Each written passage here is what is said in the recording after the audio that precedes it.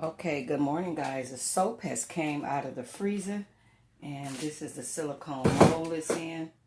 And now I am going to release it so that I can cut it. So the silicone molds is easier to get your African soap out. If you guys see, it's out of the mold. And now I'm going to cut it, and then I'm going to let it dry. Ooh, it's a little harder. It's froze really good. So I think it's gonna take, I'm gonna have to let it loosen up a little bit. Cause yeah, it's I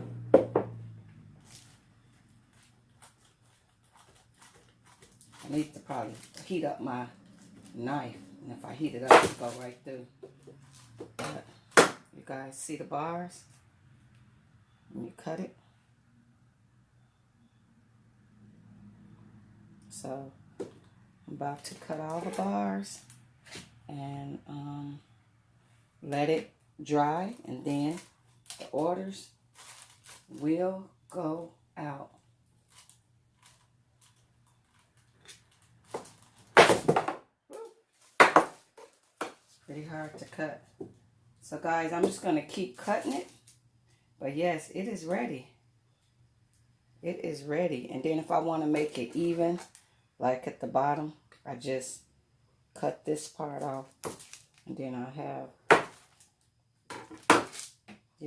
it a nice, even square. So I'm going to cut it, guys. But I was just letting you guys know it is done. And then I'll leather it up for you guys. All right. Here go a couple still shots of the soap cut, guys.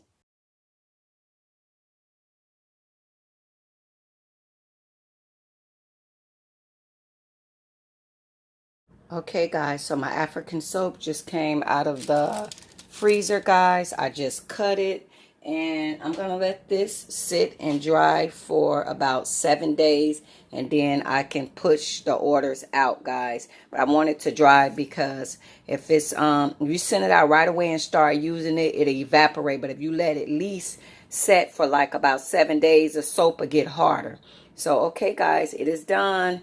And, guys, I make soap for eczema, acne, any problem skin, guys. I make the soap for it. Alrighty, bye-bye. Okay, guys, there is the recipe where you can make it yourself. Thank you, guys. Bye-bye.